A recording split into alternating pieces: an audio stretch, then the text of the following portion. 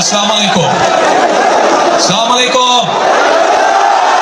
ভালো আছেন সবাই?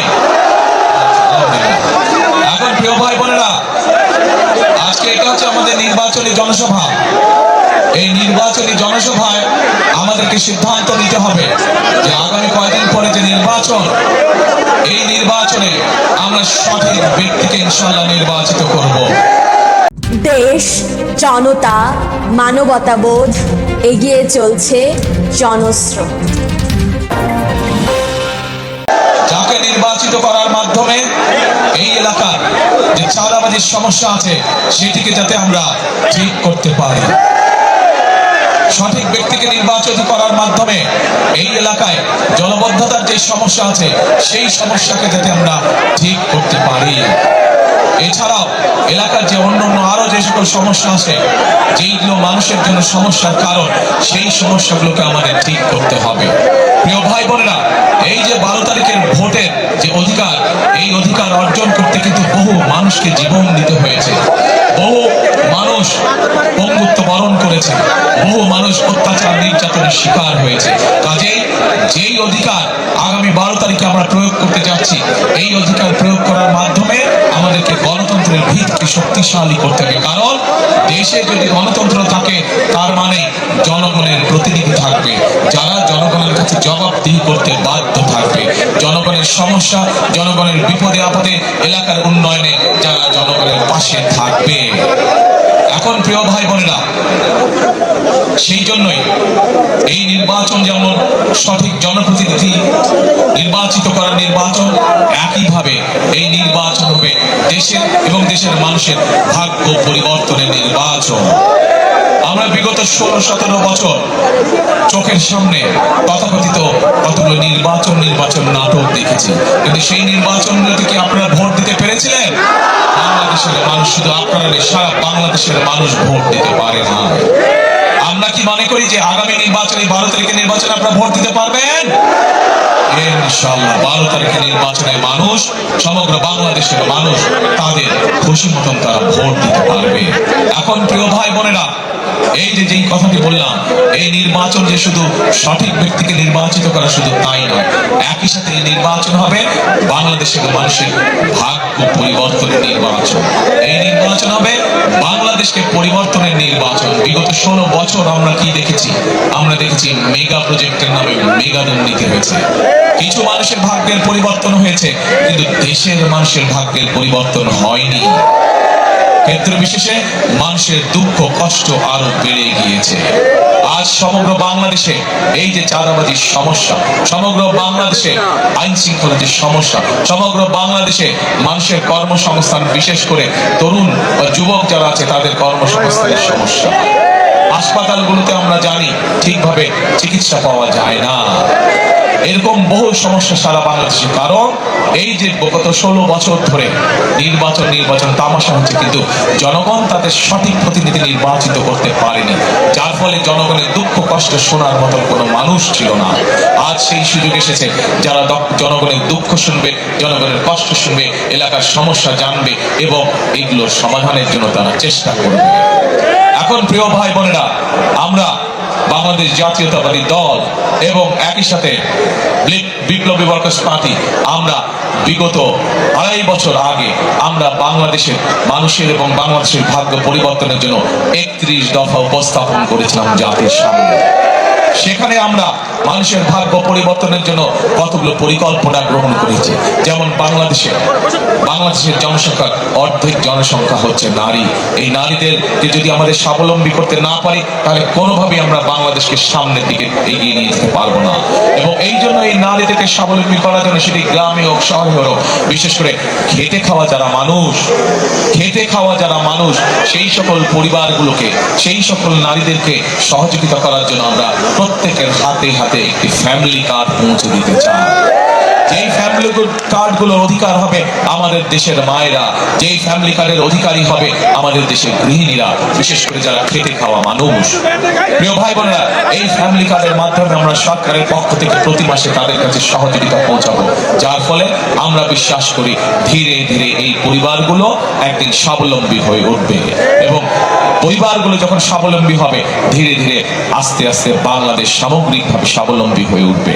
প্রিয় ভাই বোনেরা, আমরা আমাদের সেই 31 দফা সিদ্ধান্ত গ্রহণ করেছি যে আমরা বাংলাদেশের যে কৃষক ভাইরা, যেই কৃষক বাঁচলে বাংলাদেশ বাঁচবে, সেই কৃষক ভাইদের পাশে আমরা দাঁড়াবো এবং তাদেরকে আমরা ধীরে ধীরে স্বাবলম্বী করে তুলবো। এবং সে কারণেই আমরা সিদ্ধান্ত গ্রহণ করেছি যে আমরা কৃষক ভাইদেরকে ঠিক যেভাবে মাদেরকে, গৃহিণীদেরকে আমরা ফ্যামিলি কার্ড দেবো, ঠিক একইভাবে কৃষক ভাইদেরকে আমরা কৃষি কার্ড পৌঁছে দেবো। এবং শুধু তাই নয়, এই কৃষি কার্ড পৌঁছে দেওয়ার মাধ্যমে আমরা তাদেরকে সরাসরি আমরা তাদের প্রয়োজনীয় সার, বীজ, কীটনাশক, ঔষধ পৌঁছে দেবো। শুধু তাই নয়, আমরা সমগ্র বাংলাদেশে আমরা সিদ্ধান্ত গ্রহণ করেছি এই মুহূর্তে যত কৃষক আছে যাদের 10,000 টাকা পর্যন্ত কৃষি ঋণ আছে, তাদেরকে সেই ঋণ সুদ সহ ইনশাআল্লাহ আমরা মওকুফ করব।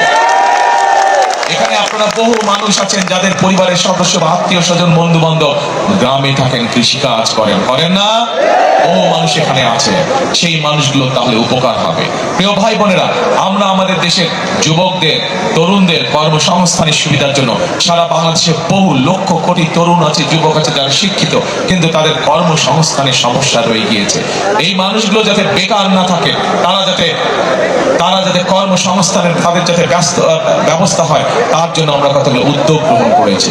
আমরা ঢাকা সহ প্রত্যেকটি আসন সহ সমগ্র বাংলাদেশের প্রতিটি জেলায় জেলায় আমরা বিভিন্ন রকম ভোকেশনাল ইনস্টিটিউট, বিভিন্ন রকম টেকনোলজিক্যাল ইনস্টিটিউট, আমরা প্রশিক্ষণ কেন্দ্র আমরা তৈরি করব, যার মাধ্যমে বিভিন্ন বিষয় তাদেরকে আমরা ট্রেনিং দিব, একই সাথে তাদেরকে আমরা ভাষা শিক্ষা দিব, যাতে করে তারা যদি প্রয়োজন হয় দেশে তাদের নিজস্ব ব্যবসা বাণিজ্য করতে পারবে, দেশে চাকরি বাকরি করতে পারবে, দক্ষ শ্রমিক হিসেবে, দক্ষ একজন কারিগর হিসেবে তারা গড়ে উঠবে, অথবা যদি প্রয়োজন হয় তারা বিদেশেও যেতে পারবে।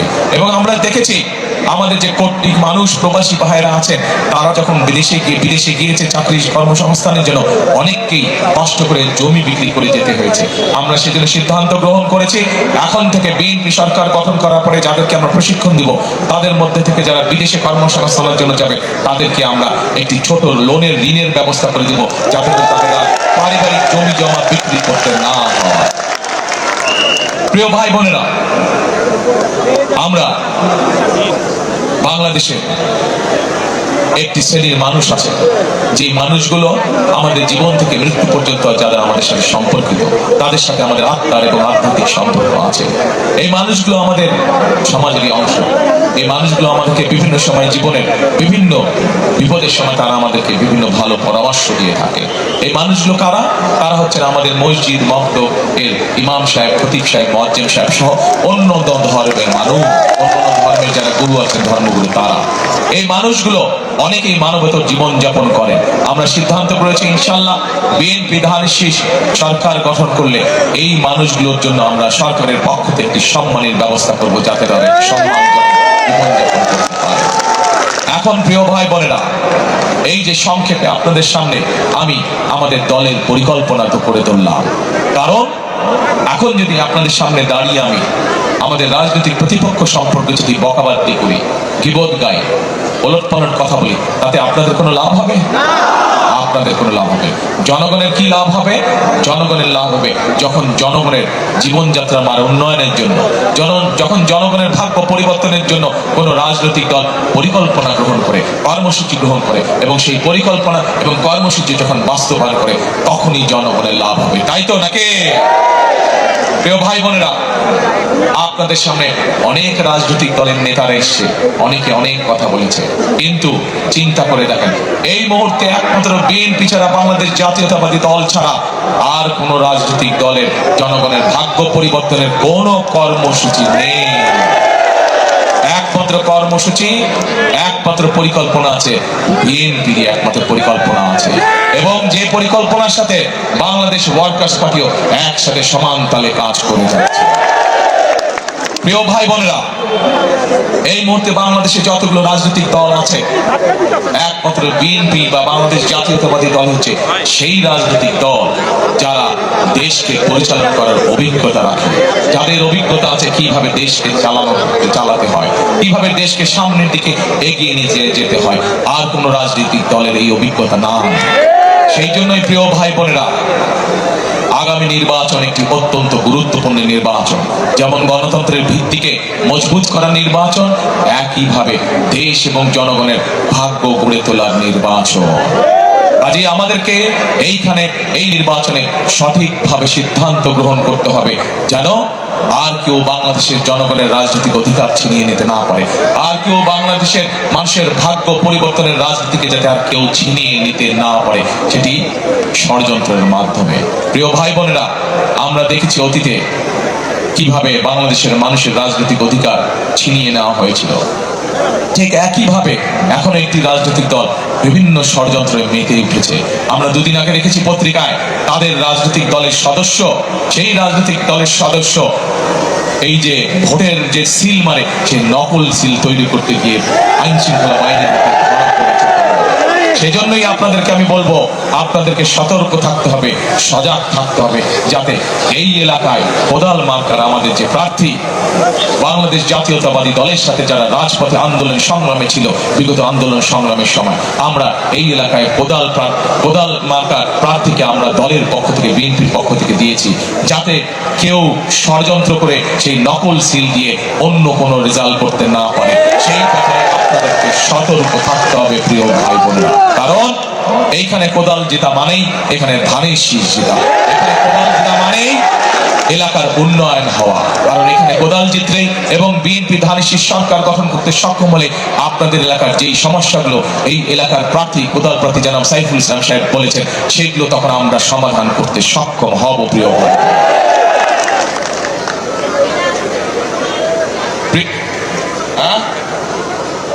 কি বলে? আচ্ছা ঠিক আছে, আসি আপনাদের কাছে আসছি। এখন প্রিয় ভাই বোনেরা, আজকে এই যে নির্বাচনী সভা, এই নির্বাচনী সভা কিন্তু শুধু নির্বাচনী সভা থাকলে চলবে না। এই নির্বাচনী সভায় আমাদেরকে আজকে একটি শপথ বাক্য পাঠ করতে হবে। এই নির্বাচনী সভা আমাদেরকে আজকে প্রতিজ্ঞা করতে হবে যে আমরা আগামী দিনের রাজনীতি কি করব। আমাদের আগামী দিনের রাজনীতি হতে হবে দেশ গঠনের রাজনীতি, আমাদের আগামী দিনের রাজনীতি হতে হবে মানুষের ভাগ্য পরিবর্তনের রাজনীতি। প্রিয় ভাই বোনেরা, আমরা অতীতে আন্দোলন করেছি, সংগ্রাম করেছি, স্বৈরাচারকে এই দেশ থেকে আমরা বিতাড়িত করেছি। এখন হচ্ছে আমাদের দেশ গঠনের পালা, এখন হচ্ছে আমাদের মানুষের ভাগ্য পরিবর্তনের পালা, এবং সেই জন্যই আমাদের সকলকে কাঁধে কাঁধ মিলিয়ে একসাথে কাজ করতে হবে। এখানে একটু আগে সাইফুল হক সাহেব বলে গিয়েছেন ওনার বক্তব্যে যে শহীদ রাষ্ট্রপতি জিয়াউর রহমান এই কোদাল দিয়ে সমগ্র বাংলাদেশে খাল খনন কর্মসূচি শুরু করেছেন। ইনশাআল্লাহ এবার আমরা সরকার গঠন করার পরে আবারও আমরা সেই খাল খনন কর্মসূচি শুরু করব, এবং এই কোদাল দিয়ে আমরা সেই খাল খনন কর্মসূচি শুরু করবো। এই কোদাল দিয়ে এমনকি এই এলাকায় যে জলবদ্ধতা আছে, সেই জলবদ্ধতা আমরা এই কোদাল ব্যবহার করে জলবদ্ধতা ইনশাআল্লাহ আমরা দূর করব। প্রিয় ভাই বোনেরা, সেই জন্যই আমি সবসময় একটি কথা বলে থাকি, আমরা বলে থাকি, আমাদের নেত্রী শহীদ, আমাদের নেত্রী বেগম খালেদা জিয়া, উনাকে আমি ওনার সন্তান হিসেবে জানি যে উনাকে স্বৈরাচার বিভিন্ন সময়ে বিভিন্ন প্রস্তাব পাঠিয়েছিল যে আপনি দেশ থেকে চলে যান, তাহলে আপনাকে জেল জুলুম খাটতে হবে না। কিন্তু দেশনেত্রী বেগম খালেদা জিয়া সেই সকল উপেক্ষা করে দেশের মানুষকে রেখে উনি কোথাও যান নাই। শত অত্যাচার, নির্যাতন, জেল জুলুমের পরেও তিনি বাংলাদেশের মানুষকে সাথে নিয়ে এই দেশেই জীবনের শেষ দিন পর্যন্ত ছিলেন। প্রিয় ভাই বোনেরা, কারণ কি? কারণ দেশনেত্রী সকল সময় মনে করতেন যে এই বাংলাদেশই হচ্ছে তার প্রথম এবং এই বাংলাদেশই হচ্ছে তার শেষ ঠিকানা, এবং এই বাংলাদেশের জনগণই হচ্ছে তার আপন জন। সেই জন্যই মানুষকে ফেলে, এই দেশের মানুষকে ফেলে দেশনেত্রী খালেদা জিয়া কখনোই কোথাও যান নাই, জীবনের শেষ দিন পর্যন্ত এখানে ছিলেন। সেই জন্যই প্রিয় ভাই বোনেরা, এই দেশ যেমন খালেদা জিয়ার প্রথম এবং শেষ ঠিকানা, এই দেশে এখানে উপস্থিত হাজারো মানুষের প্রথম, আমার আপনার আমাদের সকলের প্রথম এবং শেষ ঠিকানা। কাজেই এই দেশকে গড়তে হবে আমাদেরকে, এই দেশের মানুষের ভাগ্যের পরিবর্তন করতে হবে আমাদেরকে, এবং আমরা সকলে মিলে ঐক্যবদ্ধভাবে যদি কাঁধে কাঁধ মিলিয়ে কাজ শুরু করি, ইনশাআল্লাহ আমরা দেশের ভাগ্য, দেশের মানুষের ভাগ্য পরিবর্তন করতে পারবো ইনশাআল্লাহ। সেই জন্যই প্রিয় ভাই বোনেরা, একটি কথা আমি বলি, করব কাজ, গর্ব দেশ সবার আগে, করব কাজ, গর্ব দেশ সবার আগে, বাংলাদেশ। প্রিয় ভাই বোনেরা, আমি আজ আনুষ্ঠানিকভাবে জনাব সাইফুল হকের হাতে কোদাল মার্কা তুলে দিয়ে যাচ্ছি। সাইফুল হক সাহেব বিগত আন্দোলন সংগ্রামে আমাদের সাথে কাজ করেছে।